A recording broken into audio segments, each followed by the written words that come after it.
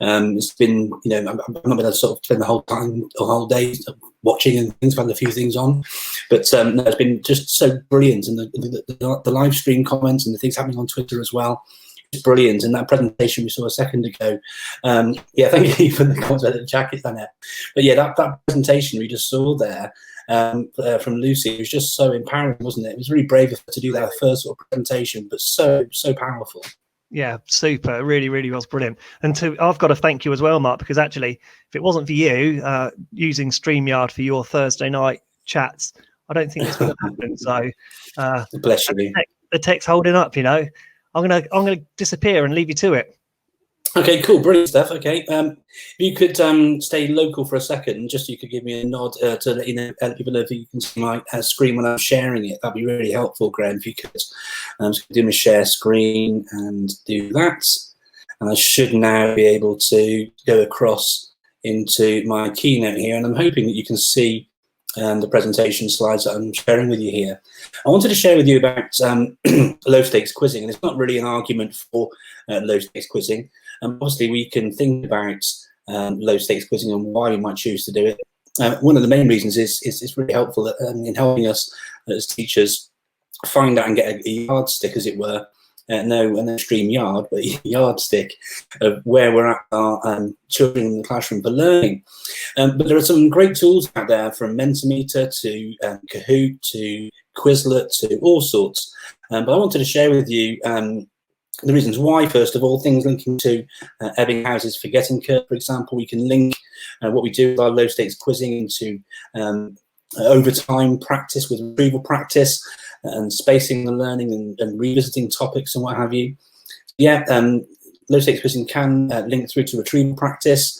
The best tools when it comes to EdTech, I find, are those which have got a real sort of low challenge in terms of how to use them, but are massively scalable in what you can do with them as well. And in that respect, they can have a high impact.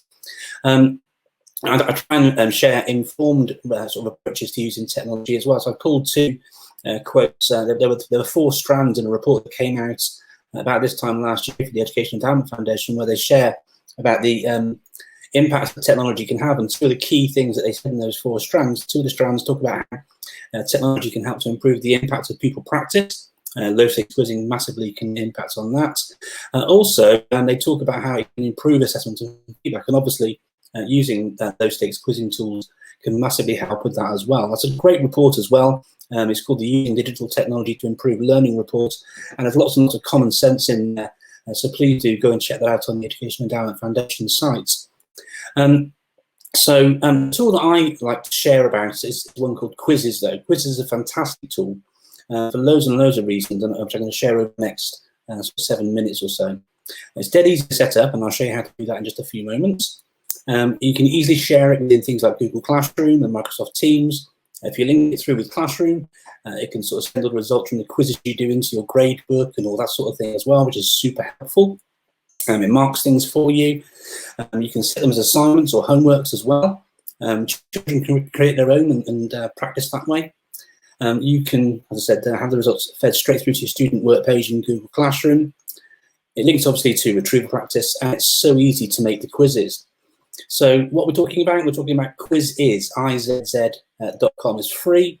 To get involved and sign up and things, just go up to where it says sign up here. And if you want to run a game, you can just join a game there. But it's completely free. It doesn't cost anything to use. And I've been sharing it for a very, very long time now. Due diligence under any kind of commission basis for sharing quizzes is just a fantastic tool to use with your learners. Until recently, there were only a very few question types, but they've now introduced checkboxes, fill the blanks, polls, open-ended questions. All of those, except for open-ended, can have some sort of marking go on in there as well. So there's lots of things there to help reduce workload and speed up your processes. Really, really great tool to use. So as I said, you can link it through to things like your Google Classroom. Super easy to do that as well through the classes page. There's some great accessibility options when a child goes in to play a quiz.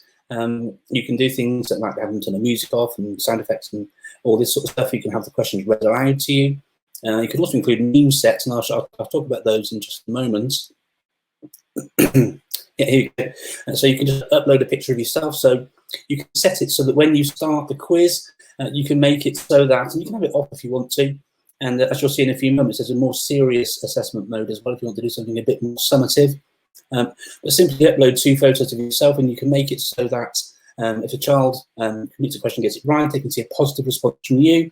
And if it's not so good in the answer that they give, it gives you a bit of a better luck next time sort of thing. But I love the fact that you can include your own personalised meme sets, because particularly in the situation we're in right now, it's just another way for children to connect with you, even if it is just a static photo of your face. But I think it's lovely that you've got the opportunity to sort of reinforce that connection through the learning process with your learners. There's another feature that when you've finished, it gives you loads and loads of analysis really quickly. You can see from this quiz that I ran recently, the class answered 43% of questions correctly. And the question about triskaidekaphobia was the toughest question. How long people took to take to answer the question. Interesting facts around it. So there's all these things going on within the quiz. You can see easily as well trends within the data. It does all the analysis for you. You can download results, as you can see here, in a CSV or Excel format. And within the platform, you can also go back and find any quizzes you've run previously and rerun those with your learners. You also have the opportunity within there as well to, when you finished a quiz, to sort of share flashcards and things like that, which I'll show you again in a moment. When you start to run the quiz as well, you can also leave the opportunity for this idea of a redemption question. So if a child gets a question wrong during the quiz, if you turn the redemption question feature on when you start the quiz, so it will come up with an option like you can see on the screen here for learners to have another go. So that's a very nice thing I think is good as well. But the best feature of all for me is the idea of what they call teleporting.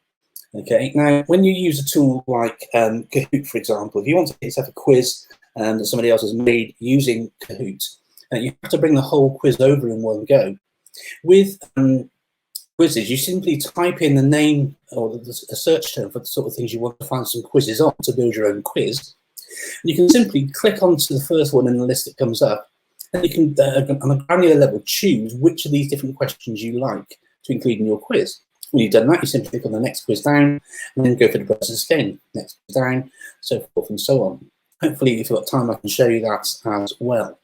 So let's just jump out of here for a second. We haven't got time to run an actual quiz today, but I have got my quizzes tab open here. And what I'm going to do is I'm going to go to create a new quiz just here. First thing I have to do is name the quiz. So I'm going to do one again on simple fractions. And to save myself some time in a moment, I'm just going to highlight that and copy it. I have to choose the class to save it into. When I've done that, I just hit next. And it comes on through. And I can choose and write my own questions if I want to. I want to teleport them. So I'm going to teleport. And simple fractions is already there. So this is the idea where you can just go, I like that one, so I click on add. I don't like that one, so I won't add that one, but I'll add this one to like this one. And just keep working your way through. And you can see the questions are being added here on the left-hand side. I don't like any more questions in that quiz, and I've already checked these. So I'm just going to go to this one here about vocabulary. So I like this one, I like this one, so forth and so on. So it's super, super, super easy to bring through questions from lots of different quizzes in one go. And if I hide by pressing this button here, the teleport feature, you can see I've already got all those quizzes already set up for me. Now, you can do things like you can do with other platforms, you can add a quiz image, and you can do lots of other things and put gradings in there and rubrics and all that sort of stuff. But I'm just going to go to done now, so I'm running out of time. I'll have a chance to opportunity to ask some questions. So this is where you can add the image. You need to choose a subject, so language.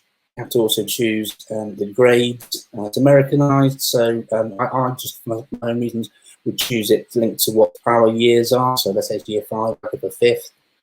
Choose whether you want to make it public, so you can get a copy of the quiz if you want to. Then just go to save. And you can see here now how you can run a quiz. So you can do it either playing live as a homework, or you can share a link so students can just practice it if you want to. I'm going to go to play live. And you can see there's 3 options. There's team, where students answer at their own pace, but scores are grouped by the whole class. Classic, which is everybody against each other, or Test, which is like a no-frills mode for more serious assessment. I'll just choose Classic now. And if I had it linked to, if I want to send it to one of my classes in Google Classroom, for example, I can just go to Select, and then choose my class list. I won't do that though.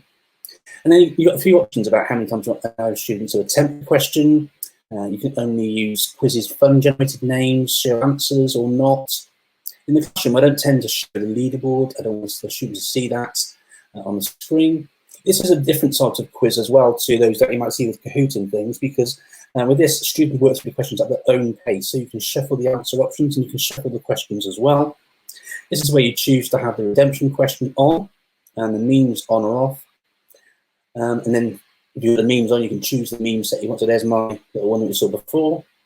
And then you go to continue, and it starts the quiz. And it's like many quizzes type tools, where you go to a certain address, you put the code in, hit join and what have you, and put your name in, and you're good to go. So that's quizzes. I say I'm mindful of the time and all of that. So I'm going to stop sharing all of this stuff now. Some of you might be trying to come into the quiz, so feel free to do it if you want to. If you want some more ideas on how to use quizzes, my blog, let's jump back into here a second, is ICTEvangelist.com. And I've got loads of posts in more detail than I've shared with you during this short presentation about how to use it, things you can do with it. And if you go to my YouTube channel, youtube.com/ICTEvangelist, I've got a whole bunch of different training videos and things that you can access to help you learn about how to use quizzes as well. As I say, it's a fantastic tool and it's free to education. And I've been using it for a very, very, very long time. I think it's super helpful in terms of reducing workload, in terms of supporting assisted learning, retrieval practice, all those sorts of things. I hope you found that useful. Thanks a lot. Cheers, Mark. Thank you very much again for sharing something that looks like, to be honest, it looks like something really useful that we can use during this time. So again, you are my go-to man when I need anything to do with tech. So thank you very much for coming on. That's all right. I just want to share something that was, I've used myself in the classroom. I've used with lots of teachers around the world. I know it's impactful, and most importantly, it's super easy to get things set up quickly and tailor it to what you want for your kids. Yeah. The one word of advice I'd give around it all, Gray, and it's the same for actually any sort of quizzing tool you can use where you're going to take somebody else's quizzes. When you're looking at all the questions, read the question, and we say this to the students all the time, but as educators, we should really read those questions ourselves really, really carefully and make sure, because I've had it happen to me, make sure the teacher who's created that quiz has got the question right themselves. Yeah. Because there's nothing worse than doing a quiz in your class and they get it all right and then they get upset because you've actually got it wrong yourself. So that's one of those things you'll just never live down, you know. So yeah, just double check those questions. Yeah, I think there was a little bit of a problem with the Oak Academy. Some of their quizzes, they got the questions wrong. The teachers got the questions wrong this week. So, you know, we live and learn, don't we? We live and learn. To err is to be human, after all, isn't it, Grace? So thanks again, Mark. You can always find him on Twitter. If you want to share anything in the Padlet as well, Mark, that would be brilliant. Thank you very much. I think Ed's already put a link to it on there, to quizzes on the Padlet. So, fantastic. Thanks, Ed. Thank you again for the opportunity and for pulling all the stuff together today. And Ray, it's been just fantastic, I think. You know, lovely. Really, really good. Thank you very much for your support, Mark.